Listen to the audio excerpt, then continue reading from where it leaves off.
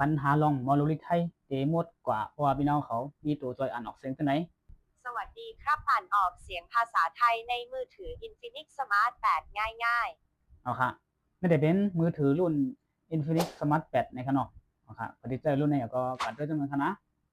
เอาค่ะไม่ได้เป็นลายกว่าเปิดตัวจอยอ่านออกเสียงภาษาไทยบ้านเขาในฟงในมือถือรุ่น Infinix Smart 8ในขนาดปฏิเสธรุ่นนี้ก็มาด้วยจำนวนค่ะเขาทั้งสุดเขาไม่ได้การตั้งค่ากันนะเขาไม่ได้การตั้งค่าค่ะนะครับแต่เขาว่าไหนนะครับแต่เขามาก็เรือนคนให้ประสุดกันนะเรือนคนสุดแล้วมันเอกดีนะครับไม่ทางโอ้โหกวนในคณะเด็กยังไม่ว่าฟังก์ชันพิเศษนี่เขาเนาะเด็กเขาก็นะครับเขามานั่นยาวไหนมาเด็กๆนะครับการเข้าถึงนะครับเด็กเขากันในคณะในเขามาในการเท่านี้ยาวไหนมาหันตัวในค่าหน้าตามันอย่าก็มาหาดีทางในคณะ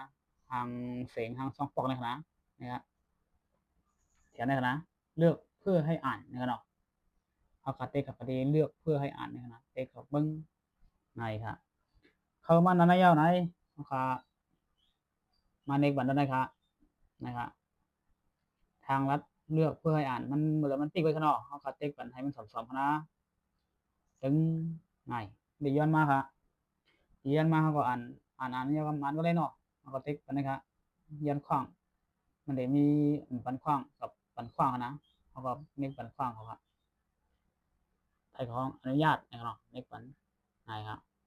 ในครับนะปุ่งแตกมันปุ่งสามมันเท่านั้นแต่มีอะไรมาเนี่ยครับนะพวกเขาเบื่อแล้วเขาก็นี่ว่าเดี๋ยวนี้นะรับทราบเนี่ยตอนนี้ครับถึง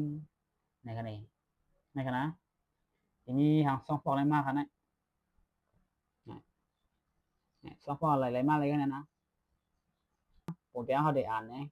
เอาในกันแล้วก็มันได้ออกมาตัวไหนครับนะออกมาตัวไหนยาวเขาก็หาเลือกเขากล้ามแล้วครับนะปุ่งแตกเขาได้อ่านนะครับนะสองแถวไหนเขาคัดเต็กหลากขนาดอะไรครับเนี่ยปุ่งแตงลิงเตรียมหน้าจอเขาเขากดหลากให้ในอะไรครับนะหน้าจอมือถือเขากดหลากให้ในๆแต่รายการที่ต้องการบนหน้าจอเพื่อฟังการอ่านออกเสียงหรือคำอธิบายนี่ครับนะยินขนอใครเดี๋ยวนะครับนะเด็กเบิ้งก็นี่ครับทางลัดเลือกเพื่อให้อ่าน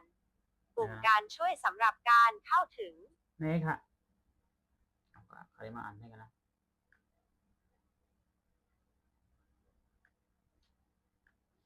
นายค่ะเอาได้อ่านเนี่ย